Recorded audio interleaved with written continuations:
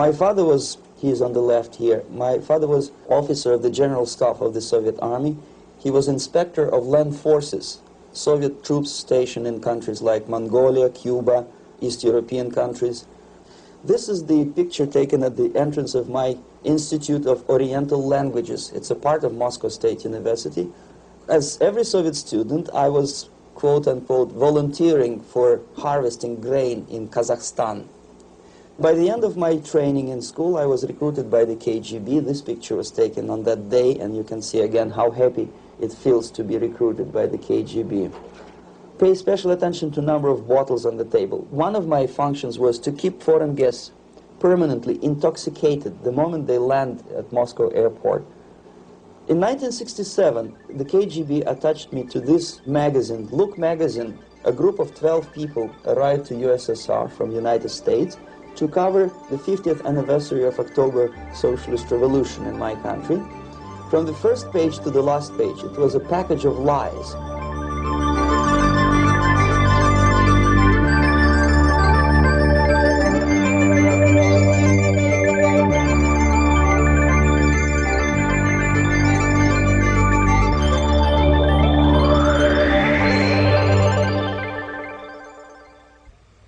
Our conversation is with Mr. Yuri Alexandrovitch Bezmenov. Mr. Bezmenov was born in 1939 in a suburb of Moscow. He was the son of a high-ranking Soviet Army officer. He was educated in the elite schools inside the Soviet Union and became an expert in Indian culture and Indian languages. He had an outstanding career with Novasti, which was the, and still is, I should say, the press arm or the press agency of the Soviet Union. It turns out that this is also a front for the KGB. One of his interesting assignments was to brainwash foreign diplomats when they visited Moscow. And he'll tell us a little bit about how they did this and how they planted information which eventually wound up in the press of the free world. He escaped to the West in 1970 after becoming totally disgusted with the Soviet system, and he did this at great risk to his life. He certainly is one of the world's outstanding experts on the subject of Soviet propaganda and disinformation and active measures. Mr. Bezmenov, I'd like to begin by having you tell us a little bit about some of your childhood memories. Well, the most vivid memory of my childhood was Second World War, or to be more precise, the end of the Second World War, when all of a sudden United States, from a friendly nation, which helped us to defeat Nazism, turned overnight into a deadly enemy. And it was very shocking because all newspapers were trying to present an image of belligerent, aggressive American imperialism. Most of the things that we were taught is that United States is aggressive power, which is just about to invade our beautiful, free, socialist country, that American CIA is dropping Colorado beetles on our beautiful potato fields to eliminate our crops, and each schoolboy had a picture of Colorado bug on the back page of his notebook, and we were instructed to go into collective fields to search for those little Colorado bugs. Of course we couldn't find any, neither we could find many potatoes, and that was explained again by the encroachments of the decadent imperialist power. The anti-American paranoia, hysteria in the Soviet propaganda was to such of such a higher degree that many less skeptical people or less stubborn would really believe that United States is just about to invade our beautiful motherland, and some secretly hope that it will come true. That's interesting. Yes. Well, getting back to life inside the Soviet Union or inside communist countries in general, in this country, at the university level primarily, we read and hear that the Soviet system is different from ours, but not that different, and that there is a convergence developing between all of the systems of the world, and that really it doesn't make an awful lot of difference what system you live under, because you have corruption and dishonesty and tyranny and all that sort of thing. From your personal experience, what is the difference between life under communism and life in the United States? Well, life is obviously very much different for simple reason that the Soviet Union is a state capitalist economically. It's a state capitalism where an individual has absolutely no rights, no value. His life is nothing. It's just like an insect. He is disposable. Whereby in the United States, even the worst criminal is treated as a human being. He has a fair trial, and some of them capitalize on their crimes. They publish their memoirs in their prisons and get handsomely paid by your crazy publishers. The differences, of course, in the daily life are very various, depending on whom we are talking about. In my own private life, I never suffered from communism simply because I was brought up in a family of high-ranking military officer. Most of the doors were open for me. Most of my expenses were paid by the government, and I never had any troubles with the authorities or with the police. So, in other words, I would say I enjoyed, or I had good reasons to enjoy all the advantages of so-called socialist system. Mm-hmm. My main motivations to defect had nothing to do with affluence. It was mainly moral indignation, moral protest, rebellion against the inhuman methods of the Soviet system. Well, specifically, what did you object to? I objected, first of all, against oppression of my own dissidents and intellectuals. And that was the most disgusting thing that I witnessed as a young man, young student, who was brought up a very troublesome period in our history, from Stalin to Khrushchev, from total tyranny and oppression to some kind of liberalization. Second, when I started working for the Soviet embassy in India, to my horror, I discovered that we are millions times more oppressive than any colonial or imperialist power in the history of mankind. That my country brings to India not freedom, progress, and friendship between the nations, but racism, exploitation, and slavery, and of course economical inefficiency to this country. Since I fell in love with India, I developed something which by KGB standards is extremely dangerous thing. It's called split loyalty, when an agent likes a country of assignment more than his own country. I literally fell in love with this beautiful country, a country of great contrasts, but also great humility, great tolerance, and philosophical and intellectual freedoms. My ancestors used to live in caves and eat raw meat when India was a highly civilized nation 6,000 years ago. So obviously the choice was not to the advantage of my own nation. I decided to defect and to entirely dissociate myself from that brutal regime.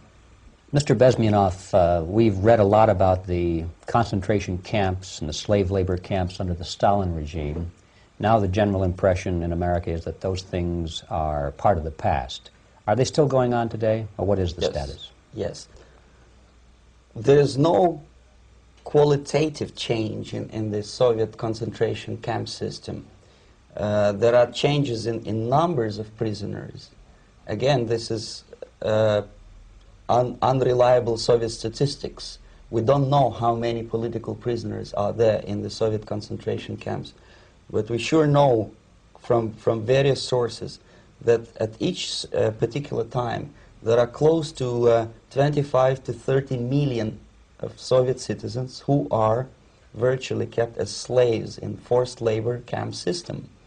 The size of the population of a country like Canada is serving terms as prisoners. Incredible. So I would say that those intellectuals who try to convince American public that concentration camp system is a thing of a past are either conscientiously misleading public opinion, or they are not very intellectual people. They're selectively blind. They lack intellectual honesty when they say that. Well, we've spoken about the intellectuals in this country and also the intellectuals in the Soviet Union. What about down at the broad mass level? Do the people in general, the working people, the workers in general in the Soviet Union, do they support the system? Do they tolerate it? What is their attitude? Well, average Soviet citizen, if there is such an animal, of course, does not like the system because it hurts, it kills. He may not understand the reasons, he may not have enough information or educational background to understand. But I doubt very much there are many people who are conscientiously supporting the Soviet system. There are not such people in USSR. Even those who have all the reasons to enjoy socialism, people like myself, who were a member of journalistic elite, they also hate the system for different reasons, though. Not because they lack material affluence, but because they are unfree to think, they're in constant fear, duplicity, split personality. And this is the greatest tragedy for my nation. Well, what do you think are the chances of the people actually overcoming their system or replacing it? There is a great possibility that system will sooner or later be destroyed from within. There is a self-destructive mechanism built into any socialist or communist or fascist system. Because there is lack of feedback, because the system does not rely upon loyalty of population. But until this Soviet junta is being supported by the Western so-called imperialists, that is, multinational companies, establishments, governments, and let's face it, intellectuals, so-called academia in the United States is famous for supporting the Soviet system. As long as the Soviet junta will keep on receiving credits, money, technology, grain deals, and political recognition from all these traitors of democracy or freedom, there is no hope, there is not much hope for changes in my country, and the system will not collapse by itself simply because it's being nourished by so-called American imperialism. This is the greatest paradox in history of mankind, when capitalist world supports and actively nourishes its own destroyer, destructor. I think you're trying to tell us something in this country. Mm-hmm. I'm trying to tell you that it has to be stopped unless you want to end up in Gulag system and enjoy all the advantages of socialist equality, working for free, catching fleas on your body, sleeping on the planks of plywood in Alaska this time, I guess. That's where Americans will belong, unless they will wake up, of course, and force their government to stop aiding Soviet fascism. Well, you told us a moment ago why you left the system. I'd like to hear the details of how you did it. It must have been a very dangerous thing. It was not so dangerous, it was crazy. First of all, because defecting in India is virtually impossible, thanks to very strong pressure from the Soviet government. Excuse me, you were in India on assignment at that time? Yes, I was working for the Soviet embassy in New Delhi as a press officer. Mm-hmm. And defecting for a Soviet diplomat is next to impossible. It's a suicide, as I said, because a great friend Indira Gandhi pushed a law through parliament which says, and I quote, "No defector from any country has a right of political asylum in any embassy on the territory of Indian Republic," which is a masterpiece of hypocrisy. No other defector but a Soviet one needs a political asylum. So knowing that perfectly well, I planned a craziest possible way to defect. I studied counterculture in India. There were thousands of young American boys and girls with no shoes, long hair, smoking hash and marijuana, studying sometimes Indian philosophy, sometimes simply pretending that they study. And they greatly annoyed Indian police, and they were laughing stock of Indians because obviously they were good-for-nothing students. I studied carefully where they congregate, what routes they travel, what language they speak, what do they smoke. And one day I simply joined a group of hippies to avoid detection of Indian police. I was dressed as a typical hippie with blue jeans, long kameez shirts, with all kind of nice decorations like beads, long hairs, I bought a wig because for several weeks I had to turn myself from a conservative Soviet diplomat into a very progressive American hippie. And that was the only way that I could avoid detection. It was very interesting experience, but it was necessary because from my own knowledge as a member of Soviet embassy staff, I knew that there were many cases when Soviet defectors were betrayed by Indian police, and also some Western embassies played a very dirty role in betraying the Soviet defectors. According to our information, they were some, I wouldn't call them double agents, but simply immoral people working for this for the United States embassy, and confiding in people like this would be a suicide. So I had to be extremely careful. I could not trust anyone, and that was the reason for such a crazy way to defect. Well, had you been caught in the act of trying to get out, what would have happened to you? Oh, most likely I would end up in concentration camp. Or, depending on the situation and on the whim of some bureaucrat in KGB, maybe even executed. This is normal practice. Quietly, of course, not publicly. But that would be the end of my defection, of course. Well, when did you finally make it to the United States? In 1970, after about 6 months of debriefing in Athens by the CIA, and I presume FBI too, they let me go first to Germany, then to Canada. That was my decision. I had to change my identity to protect my family and my friends in USSR. And also I was a little bit paranoid knowing that both Soviet KGB and probably some double agents within the American system may be after me. So I wanted to settle down as far away as possible. I requested CIA to give me some kind of new identity and just let me go on my own. And I settled in Canada. I was a student. I changed many professions, from farm help and laundry truck driver to language instructor and broadcaster for Canadian Broadcasting Corporations in Montreal. Well, have you had any threats on your life or any yes. unpleasant in about 5 years, KGB eventually discovered that I am working for Canadian Broadcasting.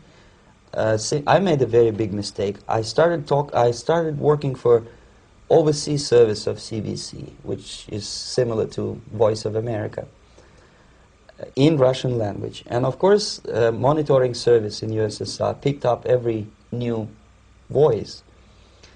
Every new announcer, they would make it a point to discover who he is. And in 5 years, sure enough, slowly but surely, they discovered that I am not Thomas Schumann, that I am Yuri Alexandrovitch Bezmenov, and that I am working for Canadian Broadcasting, and undermining beautiful détente between Canada and USSR.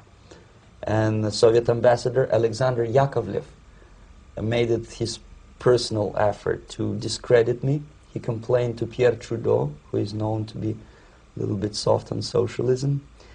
And the management of CBC behaved in a very strange, cowardly way, unbecoming to representatives of an independent country like Canada.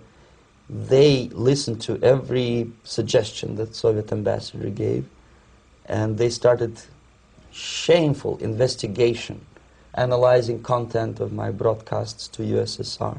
And sure enough, they discovered that some of my statements were probably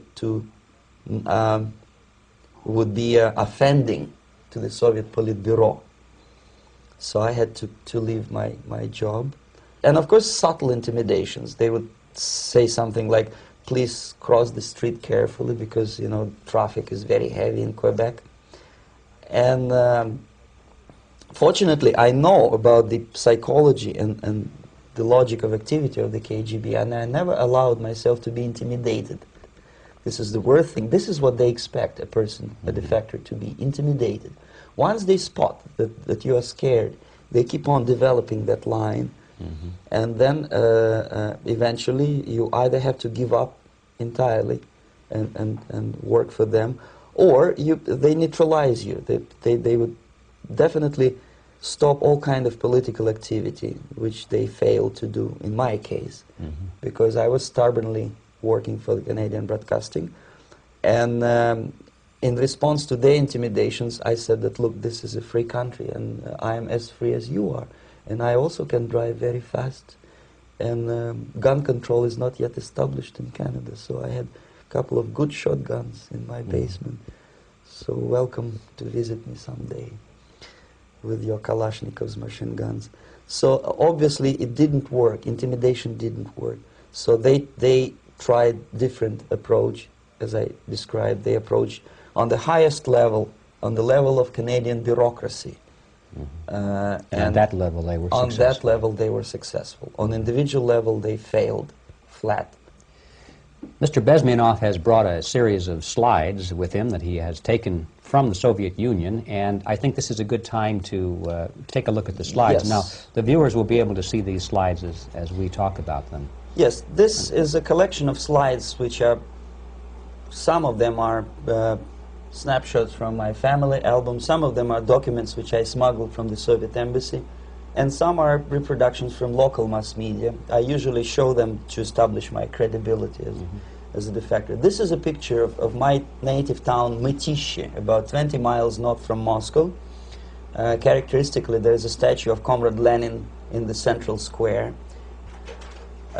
This is myself at the age of 7, again, characteristically, under the statue of Comrade Stalin, extending his friendly hand to peoples of the world. At that age, of course, I was still idealistically minded young communist, and I still believe that sooner or later things will go for better. But I realized that the system stinks, that something is fishy, and that ideology is fake. And the propaganda about advanced Soviet agriculture simply didn't meet the criteria of reality. If they talk about abundance of food and there is none in the stores, there must be something wrong. My father was, he is on the left here, my father was officer of the General Staff of the Soviet Army. He was inspector of land forces, Soviet troops stationed in countries like Mongolia, Cuba, East European countries. Were he alive today, most likely he would be inspecting Soviet troops in Nicaragua, Angola, and many other parts of the world. Fortunately, he died and he didn't see the disgrace, because deep inside he was a Russian patriot. He didn't like the idea of expanding Soviet military might, especially in the areas where we were not welcomed at all. Unlike many other military officers, he was reporting directly to the Minister of Defense, bypassing KGB and diplomatic service. In other words, he was a trusted military professional. And my impression that this type of people are much less hawkish and adventuristic than party bureaucrats in Kremlin. When American mass media describes Soviet military as potentially dangerous counterpart for Pentagon, I simply laugh, because I know better. I know that the most dangerous part of the Soviet power structures are not military at all.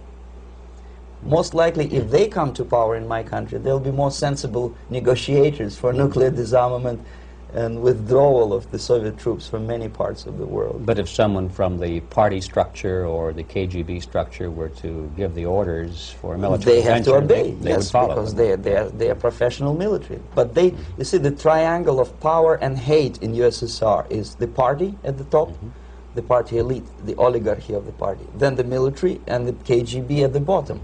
They hate each other. And the most hated triangle, the most hated corner of the triangle is the Communist Party bureaucrats.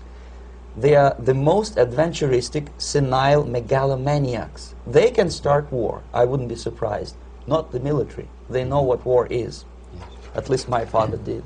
This is the picture taken at the entrance of my Institute of Oriental Languages. It's a part of Moscow State University. I graduated in 1963. And now, excuse me, which one were you on? I am on the right. You're on the right. And on the left is my my schoolmate Vadim Smirnov, who later was an apparatchik in the Central Committee of the Soviet Union Communist Party. What is an apparatchik? It's a functionary, something like civil service in British Empire. Someone who is never fired from the service. He stays there internally. He may not be promoted too high, but he's a dependable bureaucrat who will stay forever. I studied not only languages, but also history, literature, even music. I'm on this picture, I'm trying to learn how to play Indian musical instrument. I even tried to look like an Indian when I was second-year student. Not bad, really.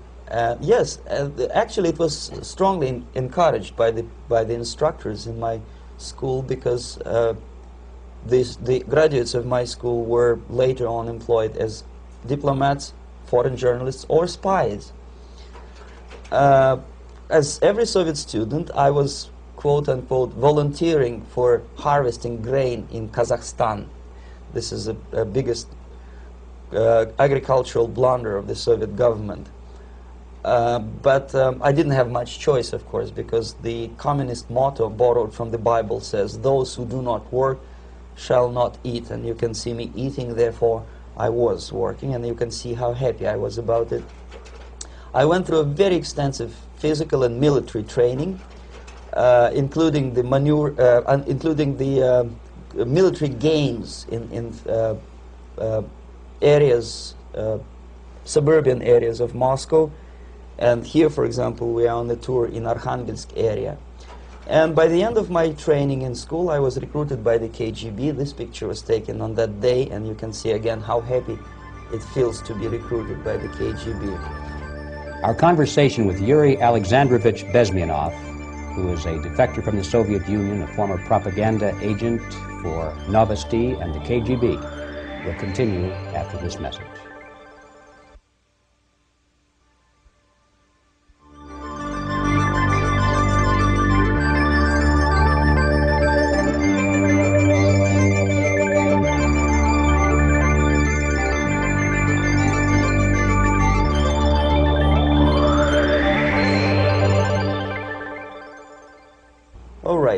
As every student in USSR, I went through very extensive physical and military training and civil defense training too. Unlike in the United States, where civil defense is virtually non-existent, zero. In USSR, every student, whatever his major subject, has to go through very extensive 4-year military and civil defense training. You can see me here with a group of students during one of the war games near Moscow. The main idea, of course, is to prepare a huge reserve army of the USSR. Each student has to graduate as a junior lieutenant. In my case, it was administrative and military intelligence service. My first assignment was to India as a translator with the Soviet Economical Aid Group, building refinery complexes in Bihar state and Gujarat state. At that time, I was still naively, idealistically believing that what I was doing contributes to the understanding and cooperation between the nations. It took me quite a number of years to realize that what we were bringing to India was a new type of colonialism, 1,000 times more oppressive and exploitative than any colonialism or imperialism in history of mankind. But at that time, I was still hoping that, well, maybe it's not that bad, could be worse, and things may go for better. And I even tried to implement the beautiful Marxist motto, proletarians of all the countries unite. I tried to unite with a nice Indian girl, and I was fascinated by Indian culture, by the family life in this country. But obviously, Communist Party had different plans for my genes, so I had to marry this beautiful Russian girl. In the span of my career, I married 3 times. Most of these marriages were marriages of convenience, on advice from the Department of Personnel. This is normal practice in USSR. When a Soviet citizen is assigned to a foreign job, he has to be married, either to keep family in USSR as hostages, or, if it's a convenience marriage like mine, so that the husband and wife are virtually informers on each other to prevent defection or contamination by decadent imperialist or capitalist ideas. In my case, I hated that girl so much that the moment I landed in Moscow, we were divorced, and I married later, second time. By the end of my first assignment in India, I was promoted to the position of public relation officer. You can see me here translating a speech by a Soviet boss. And you're on the right. I'm on the right here, yes. And it was, the occasion was commissioning of the refinery complex in Bihar, Barauni. Back in Moscow, I was immediately recruited by Novosti Press Agency, which is a propaganda and ideological subversion front for the KGB. 75% of the members of the Novosti are commissioned officers of the KGB. The other 25 are, like myself, co-opted agents who are assigned to specific operations. In this particular case, you can see me talking to students of Lumumba Friendship University in Moscow.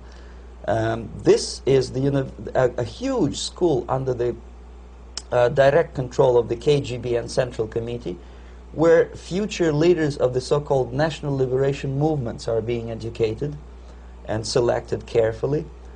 And some of them have absolutely, this, for example, is a group of students from Lumumba. They don't look like students at all. They look more like military, and that's exactly what they were. They were dispatched back to their countries to be leaders of the so-called national liberation movements, or to be translated into normal human language, leaders of international terrorist groups. Another area of activity when I was working for the Novosti was to accompany groups of so-called progressive intellectuals, writers, journalists, publishers, teachers, professors of colleges. You can see me here in Kremlin. I'm second on the left, with a group of Pakistani and Indian intellectuals. Most of them pretended they don't understand that we are actually working on behalf of the Soviet government and the KGB. They pretended that they are actually being guests, VIP intellectuals, that they are treated according to their merits and their intellectual abilities. For us, they were just a bunch of political prostitutes to be taken advantage for various propaganda operations. Therefore, you can see perfectly well the senior colleague of mine on the left doesn't really have that much respect on his face, and myself with a very skeptical smile, typical KGB sarcastic smile, anticipating another victim of ideological brainwashing. This is how a typical conference in Novosti headquarters in Moscow looked like. Sitting in the middle is Boris Burkov, the then director of Novosti Press Agency, high-ranking party bureaucrat in the Department of Propaganda. I am standing next to a famous Indian poet, Sumitranandan Pant. He was famous because he was an author. He was the author of a famous poem titled Rhapsody to Lenin. That's why he was invited to USSR, and everything was paid by the Soviet government. Pay special attention to number of bottles on the table. This is one of the ways to kill the awareness or curiosity of foreign journalists. One of my functions was to keep foreign guests permanently intoxicated the moment they land at Moscow airport. I had to take them to the VIP lounge and toast to friendship and understanding between the nations of the world, glass of vodka, then a second glass of vodka, and in no time my guests would be feeling very happy. They would see everything in kind of pink, nice color, and that's the way I had to keep them permanently for the next 15 or 20 days. At a certain point in time, I had to withdraw alcohol from them so that some of them, who are the most recruitable, would feel a little bit shaky, guilty, trying to remember what they were talking last night. That's the time to approach them with all kind of nonsense, such as joint communique or statement for Soviet propaganda. That's the time they are the most flexible. And of course, what they didn't understand, they didn't realize or pretended not to realize, that myself, who was drinking together with them, was not drinking at all. I had ways to get rid of alcohol through various techniques, including special pills which were given to me by my colleagues. But they were taking it seriously. In other words, they would consume quite large volumes of alcohol and feel quite uneasy next morning. In 1967, the KGB attached me to this magazine, Look magazine. A group of 12 people arrived to USSR from United States to cover the 50th anniversary of October Socialist Revolution in my country.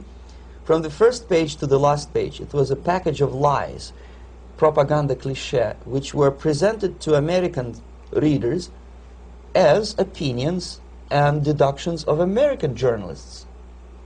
Nothing could be far from truth. These were not opinions. They were not opinions at all. They were the clichés which the Soviet propaganda wants American public to think that they think. If it does make any sense at all. It sure does, because from the viewpoint of the Soviet propaganda, although there are some subtle criticism of the Soviet system, the basic message is that Russia today is a nice, functioning, efficient system supported by majority of population. That's the biggest lie. And of course, American intellectuals and journalists from Look magazine elaborated on that untruth in various different ways. They intellectualized that lie. They found all kinds of justifications for telling lies to American public. Excuse me, it was partly your job to make sure that they got these ideas, yes, and accepted them as their own ideas. Right. Actually, even before they arrived to USSR, and they paid astronomical sum of money for that visit, they were submitted, this Novosti Press Agency developed so-called backgrounders, 20-25 pages of information and opinions which were presented to the journalists even before they bought their tickets to Moscow.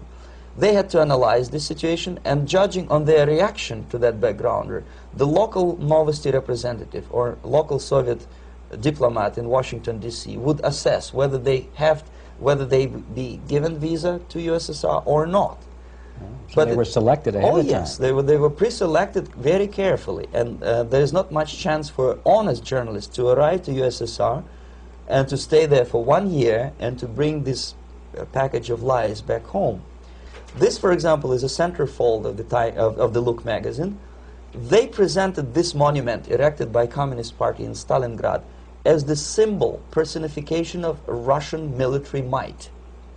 And they said in the article, which is published on the site, that Soviets are very proud of the victory in the Second World War.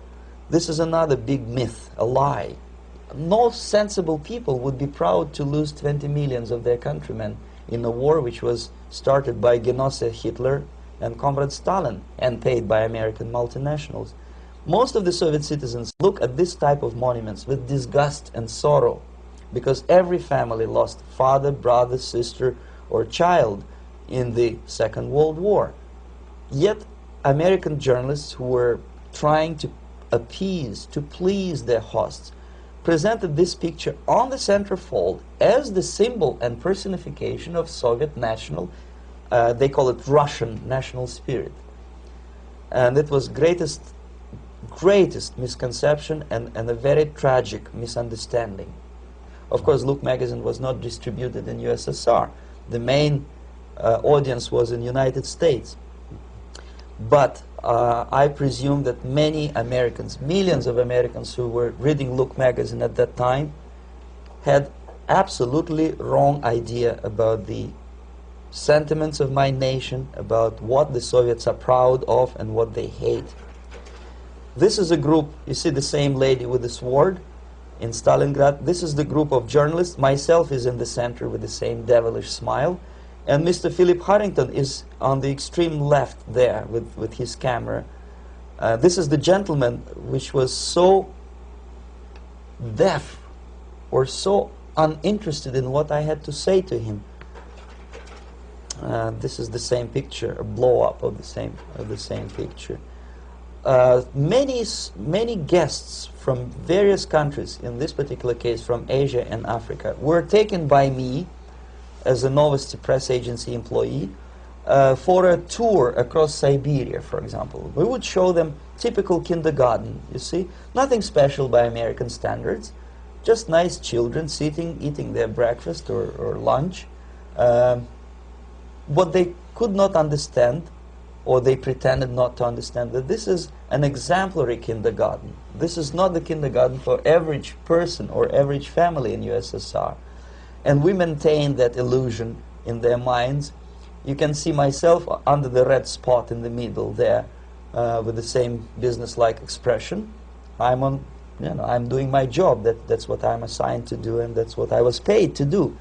But deep inside, I still hope that at least some of these useful idiots would understand that what they are looking at has nothing to do with the level of affluence in my nation. This is a better picture which reflects the true spirit of the Soviet childhood. This picture was printed in a Canadian government publication by mistake. In the middle, you can see children playing on a small courtyard, and the caption goes, "This is a typical kindergarten in Siberia." What these idiots didn't understand, that it is not kindergarten at all. It is a prison for children of political prisoners. But there was not a single mentioning that what they were visiting actually was an area of concentration camps. And the job of people like myself to help them to not to notice that they are actually talking to prisoners. Most of the children were dressed, especially on the occasion of the foreigners' visit. Of course, there were no corpses on the ground. There were no machine gun guards. And well, it looks not very pleasant, as you see. It looks dull, but obviously it does not create an impression that this is actually a prison. Well, did any of the journalists have the curiosity to ask about prisons and that kind of thing? Yes. They were in Siberia. This Yes. is what you associate. Yes, some of them asked questions, and naturally we would give them, for the stupid question, we give them stupid answer. No, there are no prisons in Siberia. No, most of the people who you see are free citizens of USSR. They are very happy to be here, and they are contributing to the glory of the socialist system. Some of them pretended that they believe what I was telling them, and most of them, we may discuss it later, what are the motivations of these people? Why would they stubbornly bring lies to their own population through their own mass media? I have various answers to this. There is not a single explanation. It's a complex of explanations. It's fear, pure biological fear. They understand that they are on the territory of an enemy state, a police state. And just to save their rotten skins and their miserable jobs, their affluence back home, they would prefer to tell a lie than to ask truthful questions and report truthful information.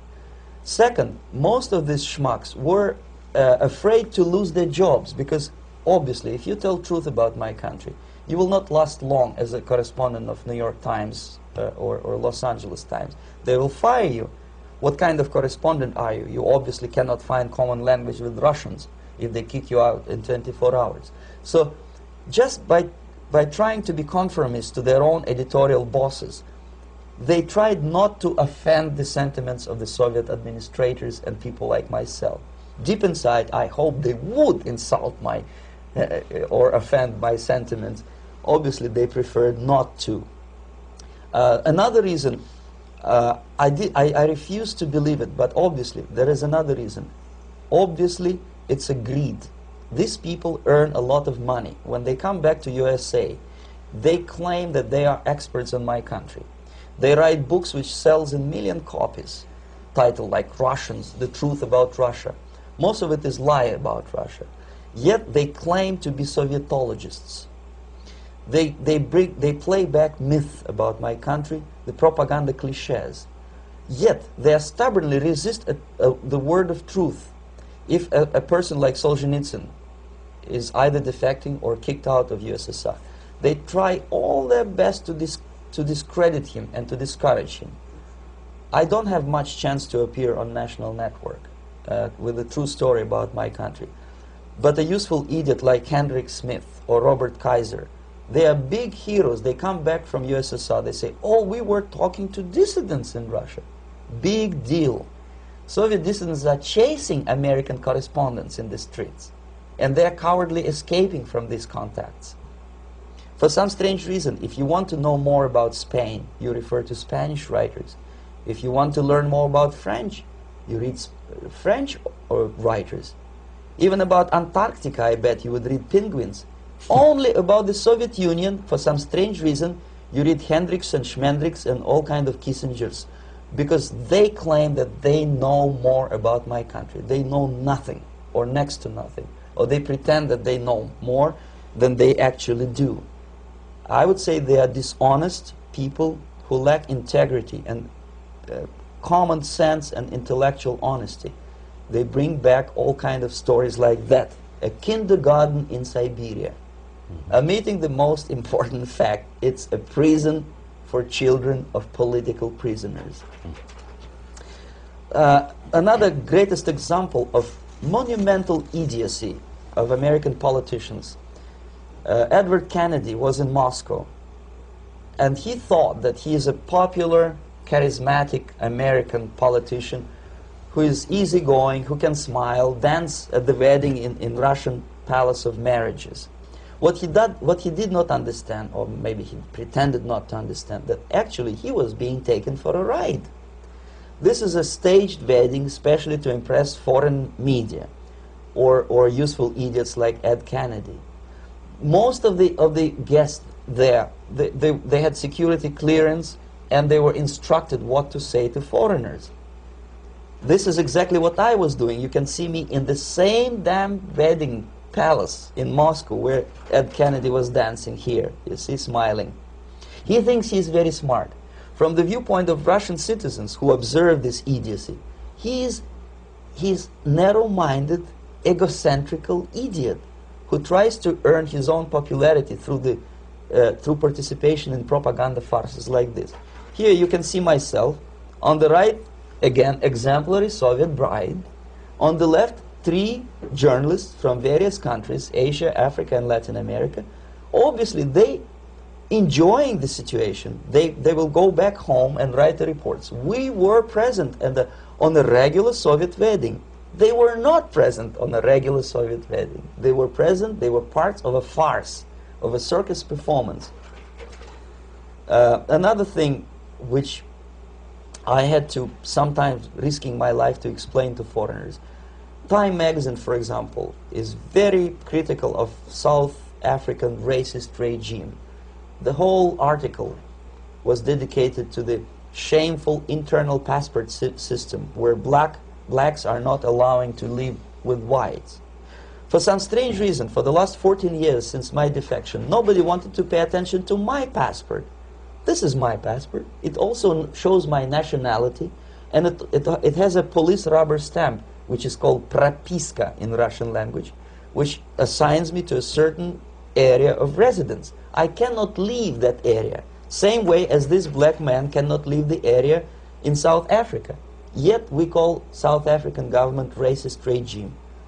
Not a single Jane Schmonda or Fonda is brave enough, courageous enough to come to media and say, look, this is what happens in USSR. I send a copy of my passport to many American liberals and civil rights defenders and all the other useful idiots. They never bothered to answer me back. This shows what kind of integrity, what kind of honesty these people are. They're a bunch of hypocrites because they don't want to recognize a good example of racism in my country. This is the first stage of befriending a professor. You can see myself on the left with the same James Bond smile. On the right is my KGB supervisor, Comrade Leonid Mitrokhin, and in the middle a professor of political science in Delhi University. The next stage would be to invite him to a gathering of Indo-Soviet Friendship Society. There he is sitting next to his wife before he is being sent to USSR for free trip. Everything is paid by the Soviet government. He was made to believe that he is invited to USSR because he is a talented, sober-thinking intellectual. Absolutely false. He is invited because he is a useful idiot, because he would agree and subscribe to most of the Soviet propaganda cliché.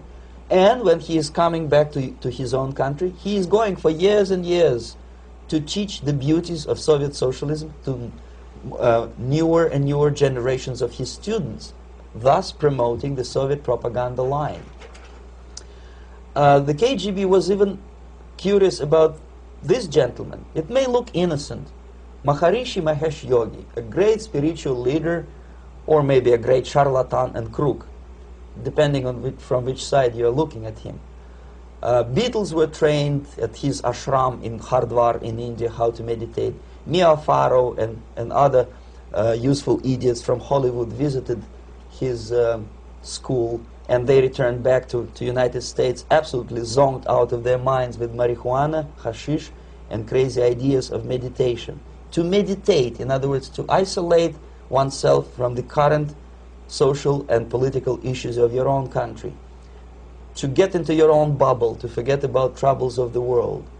Obviously, KGB was very fascinated with such a beautiful school, such a brainwashing center for stupid Americans. I was dispatched by the KGB to check what kind of VIP Americans attend this school. That's you on the left. Yes, I'm on the left. I was trying to get enrolled in that school. Unfortunately, the Maharishi Mahesh Yogi asked too much. He wanted $500 American for enrollment. But my function was not actually to get enrolled in the school. My function was to discover what kind of people from United States attend this school. And we discovered that, yes, there are some influential members of family, public opinion makers of United States, who come back with the crazy stories about Indian philosophy. Indians themselves look upon them as idiots, useful idiots. To say nothing about KGB, who looked at them as extremely naive, misguided people. Obviously, a VIP, say a wife of a congressman, or a prominent Hollywood personality, after being trained in that school, is much more instrumental in the hands of manipulators of public opinion and KGB than a normal person who understands, who looks through this type of fake religious training. Why would they be more susceptible to manipulation? I just mentioned that because, you see, a person who is too much involved in introspective meditation. You see, if you carefully look what Maharishi Mahesh Yogi is teaching to Americans, is that most of the problems, most of the burning issues of today can be solved simply by meditating. Don't rock the boat. Don't get involved. Just sit down, look at your navel, and meditate. And the things, due to some strange logic, due to cosmic vibration, will settle down by themselves. This is exactly what the KGB and Marxist-Leninist propaganda wants from Americans, to distract their opinion, attention, and mental energy from real issues of the United States into a non-issues, into a non-world, non-existent harmony. Obviously, it's more beneficial for the Soviet aggressors to have a bunch of duped Americans than Americans who are self-conscious, healthy, physically fit, and alert to the reality. Maharishi Mahesh Yogi obviously is not on the payroll of the KGB. But whether he knows it or not, he contributes greatly to demoralization of American society. And he's not the only one. There are hundreds of those gurus who come to your country to capitalize on naivete and stupidity of Americans. It's a fashion. It's a fashion to meditate. It's a fashion not to be involved. So obviously, you can see that if KGB were that curious, if they paid my trip to Hardwar, if they assigned me to that strange job, obviously they were very much fascinated. They were convinced that that type of brainwashing is very efficient and instrumental in demoralization of the United States. Our conversation with Yuri Alexandrovitch Bezmenov, who is a defector from the Soviet Union, a former propaganda agent for Novasti and the KGB, will continue after this message.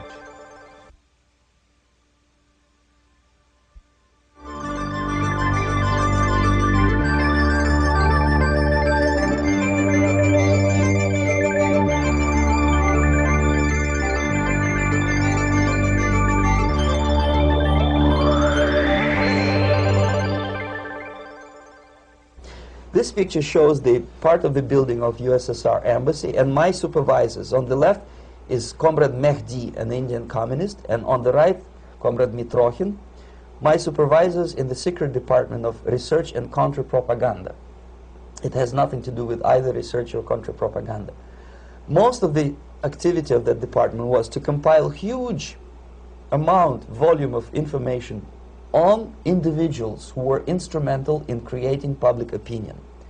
Publishers, editors, journalists, actors, educationalists, professors of political science, members of parliament, representatives of business circles.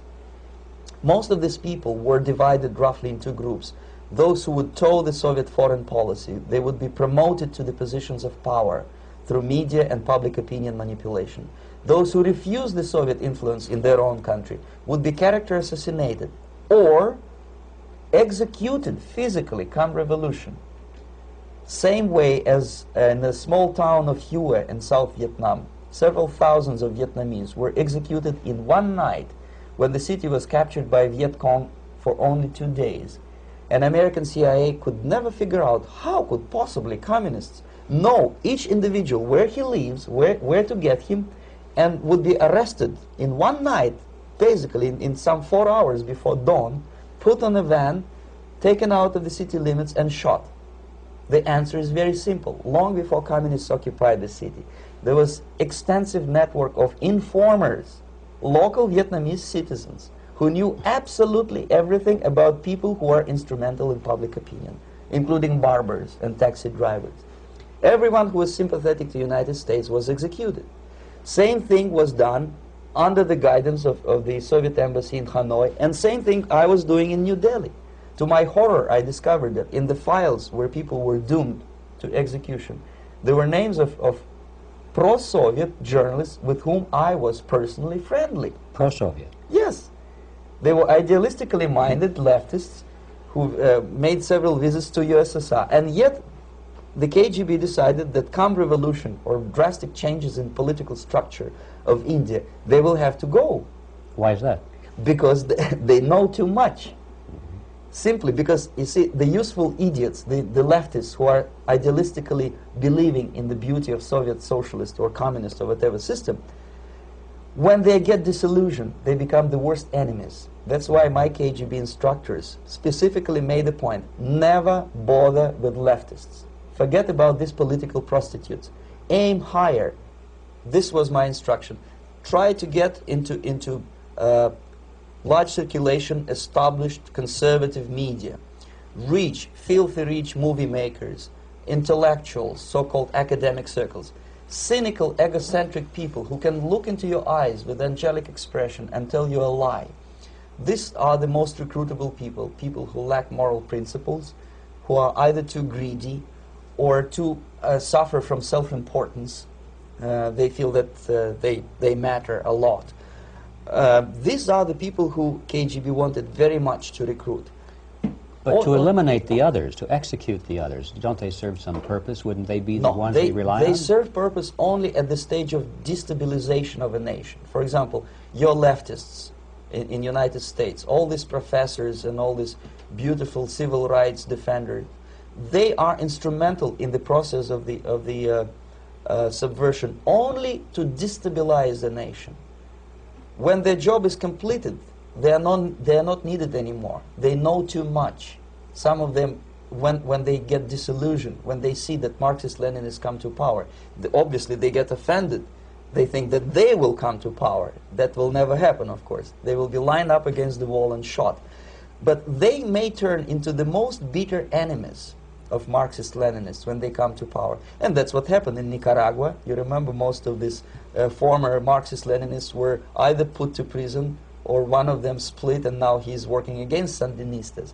It happened in Grenada when Maurice Bishop was already a Marxist. He was executed by a new Marxist who was more Marxist than this Marxist. Same happened in Afghanistan when first there was Taraki, he was killed by Amin, then Amin was killed by Babrak Karmal with the help of KGB. Same happened in Bangladesh when Mujibur Rahman, very pro-Soviet leftist, was assassinated by his own Marxist-Leninist military comrades. It's the same pattern everywhere. The moment they serve their purpose, all the useful idiots are either be executed entirely, all the idealistically minded Marxists, or exiled or put in prisons, like in Cuba. Many former Marxists are in Cuba, in prison. So most of the Indians who were cooperating with the Soviets, especially with our Department of Information of the USSR Embassy, were listed for execution. And when I discovered that fact, of course I was sick. I was mentally and physically sick. I thought that I'm going to explode one day during the briefing at the ambassador's office. I would stand up and say something that we are basically a bunch of murderers. That's what we are. It has nothing to do with friendship and understanding between the nation and blah, blah, blah. We are murderers. We behave as a bunch of thugs in a country which is hospitable to us, a country which with ancient traditions. But I did not defect. I tried to get the message across. To my horror, nobody wanted even to listen, least of all to believe what I had to say. And I tried all kinds of tricks. I would leak information through letters or lost documents or something like that. And still I got no message. The message was not published, even in the conservative mass media of India. The immediate impulse to defect was Bangladesh crisis, which was described by American correspondents as Islamic grassroots revolution, which is absolute baloney. There was nothing to do with Islam, and there was no grassroots revolution. Actually, there are no grassroots revolutions, period. Any revolution is a byproduct of a highly organized group of conscientious and professional organizers, but has nothing to do with grassroots. In Bangladesh, it was nothing with grassroots. Most of the Awami League party members, Awami League means People's Party, were trained in Moscow in the High Party School. Most of the Mukti Fauj leaders, Mukti Fauj in Bengali means People's Army, same as SWAPO and all kind of liberation armies all over the world, the same bunch of useful idiots. They were trained at Lumumba University and various centers of the KGB in Simferopol, in Crimea, and in Tashkent. So when I saw that Indian territory is being used as a jumping board to destroy East Pakistan, I saw myself thousands of so-called students traveling through India to East Pakistan, through the territory of India, and Indian government pretended not to see what's going on. They knew perfectly well, the Indian police knew it, the intelligence department of the Indian government knew it, the KGB of course knew it, and the CIA knew it. That was most infuriating, because when I defected and I explained to the CIA debriefers they should watch out because East Pakistan is going to erupt any moment, they said I was reading too many James Bond novels. Anyway, so East Pakistan was doomed. One of my colleagues in the Soviet consulate in Calcutta, when he was dead drunk, he ventured into the basement to relieve himself, and he found big boxes which said printed matter to Dhaka University. Dhaka is the capital of East Pakistan. And since he was drunk and curious, he opened one of the boxes and he discovered not printed matter. He discovered Kalashnikov guns and ammunition in there. Anyway, it's a long story. When I saw the preparations for the invasion into East Pakistan, obviously I wanted to defect immediately. The only thing I couldn't at that time make up my mind when and where and how. One of the reasons, of course, you see, I was in love with India. I mentioned it before. I spoke the languages. I socialized with people. And I understood that I had to act fast unless I want this beautiful country to be permanently and irreparably damaged by our presence. One of the reasons not to defect was, as you can see, I was living in relative affluence. Who the hell in the normal mind would defect and do what? To be abused by your media, to be called McCarthyist and fascist and paranoid, or to drive a taxi in New York City? What for? What the hell for should I defect? To be abused by Americans, to be insulted in exchange for my effort to bring the truthful information about impending danger of subversion. As you can see, I was living in quite a comfortable conditions next to swimming pool, where Indians were not allowed, by the way. I was highly paid expert in propaganda. I had my family. I was respected by my nation. My career was cloudless. The third reason, how to defect with the family. To defect with the baby and the wife would be virtual suicide, because according to law, that hypocritical law which I quoted before, the Indian police will have to hand me over back to the KGB, and that will be the end of my defection and probably my life. Again, I cannot smuggle my wife because she was not quite sure what I was doing. She was not that idealistically involved, and she was definitely not in the total picture of what I was doing for the KGB. She would be shocked if I you know, put her in my van and drive her to the American embassy or elsewhere. That would be a greatest danger. So again, I had to defect in such a way that my defection would look as simple disappearance. And there were many cases like that when the Soviet agents simply disappeared, either killed in action or, thanks to their curiosity and their close contacts with radicals, some of them were killed by the Marxists, by the way. It happened in many African countries when the Soviet KGB were killed by Africans themselves. Not because they hated Marxism and Leninism, but because they were simply trigger-happy bunch of unruly characters. If you give them a machine gun, they will shoot. And some of the Soviets obviously were not careful enough to protect themselves, and they got into embarrassing situations when they were shot at the crossfire between factions of so-called liberation movements. Anyway, so I decided, as I said, to study the counterculture. I decided this probably would be the best way to disappear. I socialized with characters like this. On the left, you see, he's a barefoot American hippie. It took me quite a long time to study exactly what they were doing and how to mix with them. But eventually I did it. Most of Indian newspapers carried my picture and promise of 2,000 rupees for information about my whereabouts. But they were looking for the wrong person, because they obviously tried to stop a young Soviet diplomat in white shirt and tie, and this is how I looked at the time of defection. Nobody could possibly think that a Soviet diplomat would be as crazy as to join a bunch of hippies. That's you. Yes, travel India and smoke hash. So I made it literally almost like a Hollywood-style detective story. From under the nose of the KGB in Bombay airport, I landed the plane and I flew to Greece, where I was debriefed by the CIA. That's basically that's all for my slides. We can turn off the projector, and that's very interesting. Well, you spoke several times before about ideological subversion. That is a phrase that I'm afraid some Americans don't fully understand. When the Soviets used the phrase ideological subversion, what do they mean by it?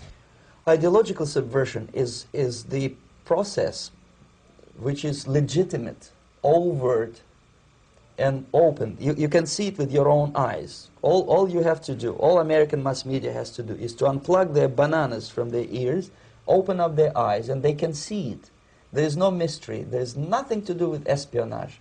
I know that espionage intelligence gathering looks more romantic. It sells more deodorants through the advertising, probably. That's why your Hollywood producers are so crazy about James Bond type of thrillers.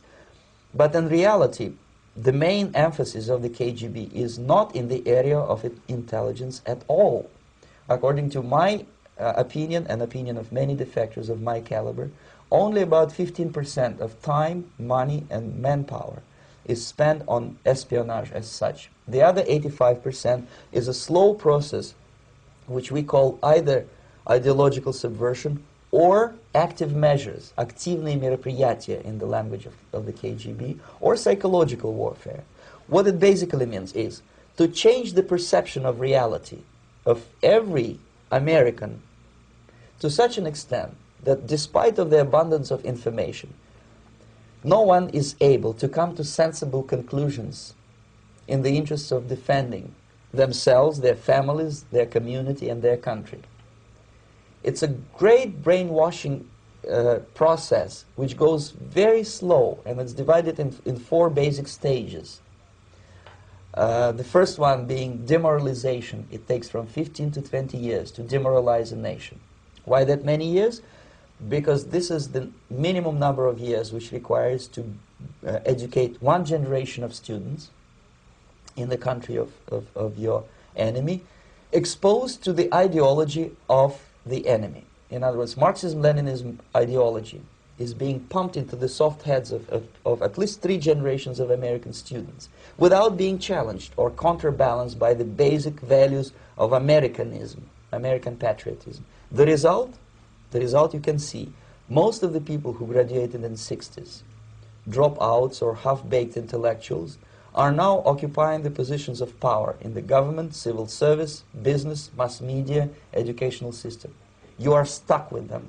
You cannot get rid of them. They are contaminated. They are programmed to think and react to certain stimuli in a certain pattern. You cannot change their mind, even if you expose them to authentic information, even if you prove that white is white and black is black. You still cannot change the basic perception and the logic of behavior. In other words, these people, the process of demoralization is complete and irreversible. To get rid of society of these people, you need another 20 or 15 years to educate a new generation of patriotically minded and common sense people who would be acting in favor and in the interests of the United States society. And yet these people who've been programmed and, as you say, in place and who are favorable to an opening with the Soviet concept, these are the very people who would be marked for extermination in this country? Most of them, yes. Simply because the psychological shock when they will see in future what the beautiful society of equality and social justice means in practice, obviously they will revolt. They will be very unhappy, frustrated people. And the Marxist-Leninist regime does not tolerate these people. Obviously they will join the links of dissenters, dissidents. Unlike in present United States, there will be no place for dissent in future Marxist-Leninist America. Here you can get popular like Daniel Ellsberg and filthy rich like Jane Fonda for being dissident, for criticizing your Pentagon. In future, these people will be simply squashed like cockroaches. Nobody is going to pay them nothing for their beautiful, noble ideas of equality. This they don't understand, and it will be the greatest shock for them, of course. The demoralization process in the United States is basically completed already.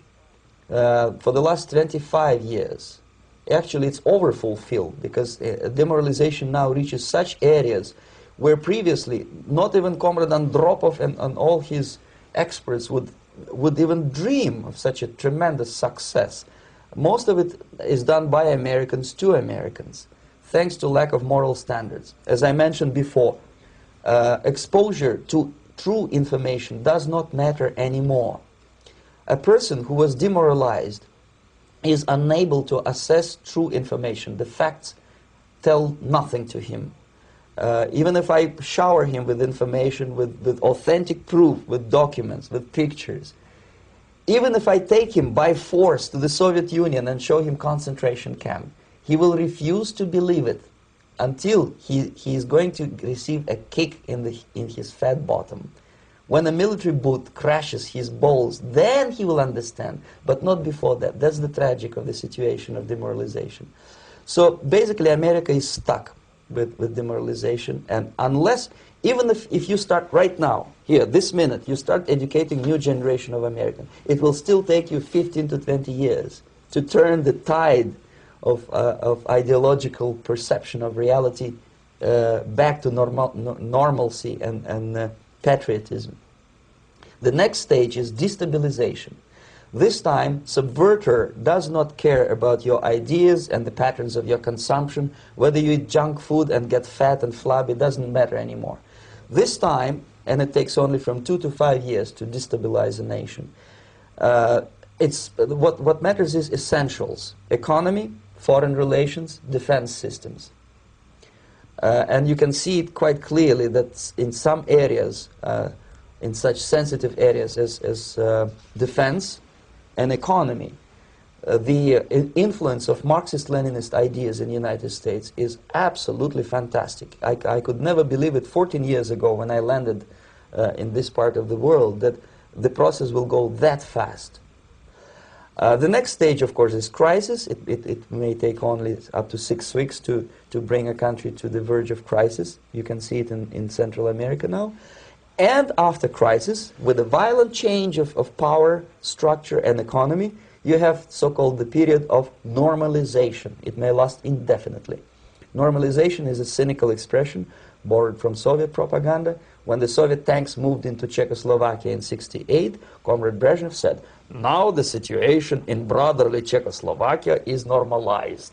This is what will happen in the United States if you allow all these schmucks to bring the country to crisis, to promise people all kind of goodies and the paradise on earth, to destabilize your economy, to eliminate the principle of free market competition, and to put a big brother government in Washington, D.C., with benevolent dictators like Walter Mondale, who will promise lots of things, never mind whether the promises are fulfillable or not.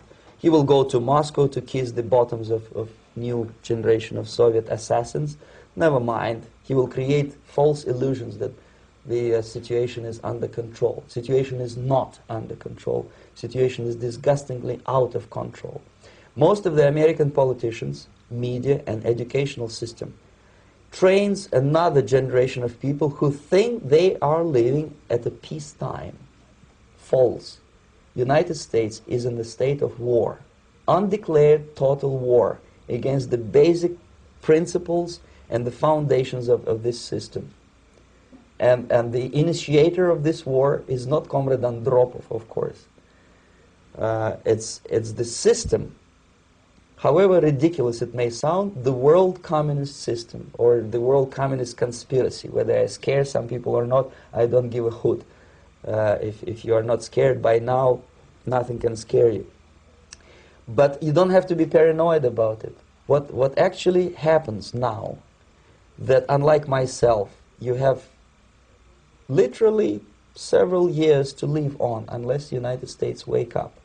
The time bomb is ticking. With every second, the disaster is coming closer and closer. Unlike myself, you will have nowhere to defect to, unless you want to live in Antarctica with penguins. This is it. This is the last country of freedom and possibility. Okay, so what do we do? What is your recommendation to the American people? Well, the immediate thing that comes to my mind is, of course, there must be a very strong national effort to educate people in the spirit of real patriotism, number one. Number two, to explain them the real danger of socialist, communist, whatever, welfare state, big brother government. If people will fail to grasp the impending danger of that development, nothing ever can help United States. You may kiss goodbye to your freedom, including freedoms to homosexuals, to prison inmate. All this freedom will vanish, evaporate in 5 seconds, including your precious lives. The second thing, the moment at least part of the United States population is convinced that the danger is real, they have to force their government. And I'm not talking about sending letters, signing petitions, and all this beautiful, noble activity. I'm talking about forcing United States government to stop aiding communism. Because there is no other problem more burning and urgent than to stop the Soviet military-industrial complex from destroying whatever is left of the free world. And it is very easy to do. No credits, no technology, no money, no political or diplomatic recognition, and of course no such idiocy as grain deals to USSR. The Soviet people, 270 millions of Soviets, will be eternally thankful to you if you stop aiding a bunch of murderers who sit now in Kremlin and whom President Reagan respectfully calls government. They do not govern anything, least of all such complexity as the Soviet economy. So two very simple, maybe too simplistic answers or solutions, but nevertheless they are the only solutions. Educate yourself. Understand what's going on around you. You are not living at the time of peace. You are in a state of war. And you have precious little time to save yourself. You don't have much time, especially if you are talking about young generation. There is not much time left for convulsions and sexual masturbation to the beautiful disco music. Very soon it will go, just overnight. If we are talking about capitalists or wealthy businessmen, I think they are selling the rope on which they will hang very soon.